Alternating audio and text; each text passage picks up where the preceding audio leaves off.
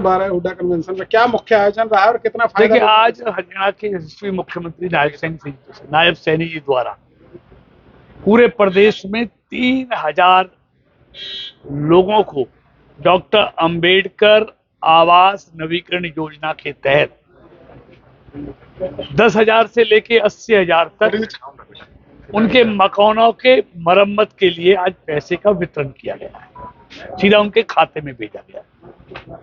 और ऐसी एक नहीं, आज अनेकों स्कीमें सामाजिक सुरक्षा से संबंधित उन सभी स्कीमों के जो नए लाभार्थी हैं उन सबके खाते में भी आज पैसा भेजने का काम आदरणीय अपने नायब सैनी जी मुख्यमंत्री हरियाणा के द्वारा किया गया है।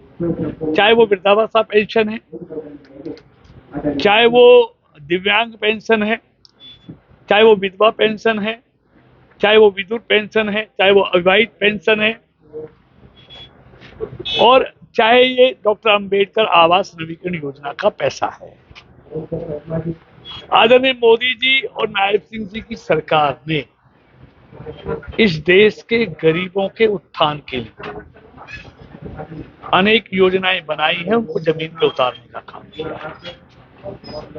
और ऐसी एक नहीं, चाहे 80 करोड़ लोगों को मुफ्त में 5 किलो हर महीने अनाज देने की बात हो, 55 करोड़ गरीब लोगों का 5 लाख तक का मुफ्त में इलाज की योजना हो, 4 करोड़ गरीब लोगों को नए मकान बनाकर देने की बात हो, 10 करोड़ महिलाओं के लिए मुफ्त में एलपीजी गैस कनेक्शन देने की बात हो, चाहे 55 लाख रेहड़ी पटरी वालों को स्वनिधि योजना के तहत अपना काम करने के लिए 10,000 से 50,000 तक का बैंक से लोन दिलाने की बात हो, चाहे वो वृद्धावस्था पेंशन हो, चाहे वो ऐसे ही सेल्फ हेल्प ग्रुप हो, 8 लाख करोड़ का लोन अपना काम करने के लिए इस देश की 10 करोड़ महिलाओं को देने की बात हो।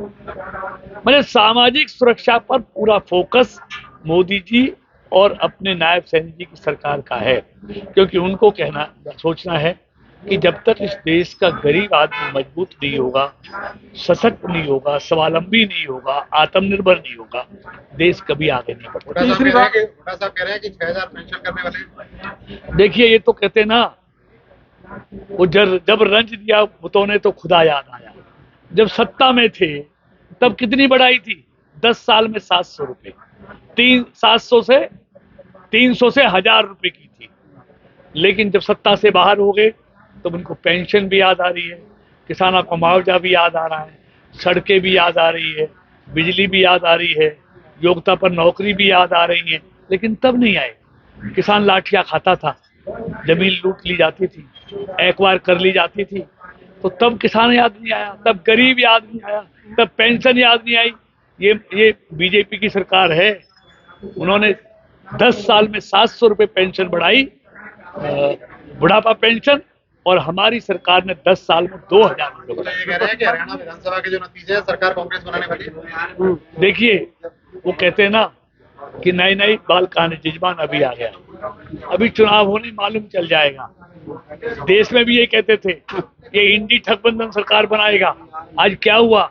देश के लोगों ने तीसरी बार इतिहास रचा है, मोदी जी के नेतृत्व में पूर्ण बहुमत की एनडीए की सरकार देगा। भूपेंद्र आए, उन्होंने दावा किया कि तीसरी बार हरियाणा में बीजेपी की सरकार बनेगी, लेकिन इसको वो जुमला बता रहे हैं कांग्रेस वाले कि जुमला छोड़ा है। वो चुनाव में भी सबको जुमला कहते थे, लेकिन इस देश के लोगों ने दे दिया ना, इस देश के लोगों ने बता दिया ना, सारे दल मिलकर भी 234 पर रखे और अकेली भारतीय जनता पार्टी 240 सीटें लेके आई। तीसरी बार एनडीए को पूर्ण बहुमत की सरकार दी देश के लोगों ने, और इनको क्या दिया? ठंडन गोपाल।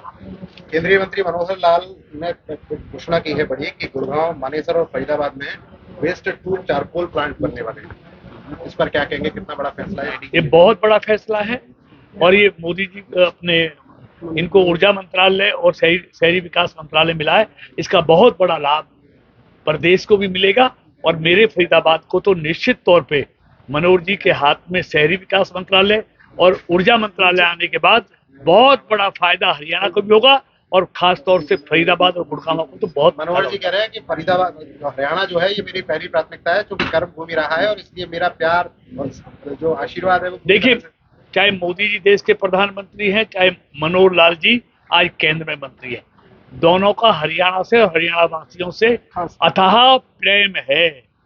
इसलिए उन्होंने कहा हरियाणा एक, हरियाणवी एक। उसको सिर्फ कहा नहीं, उसको जमीन पर लागू भी किया। और मोदी जी ने सबका साथ और सबका विकास उसको करके दिखाया है। इसलिए हरियाणा को उम्मीदें नहीं, उनसे बहुत अपेक्षाएं, और निश्चित तौर पे हरियाणा को बहुत कुछ मिलने वाला है। बहुत बहुत धन्यवाद।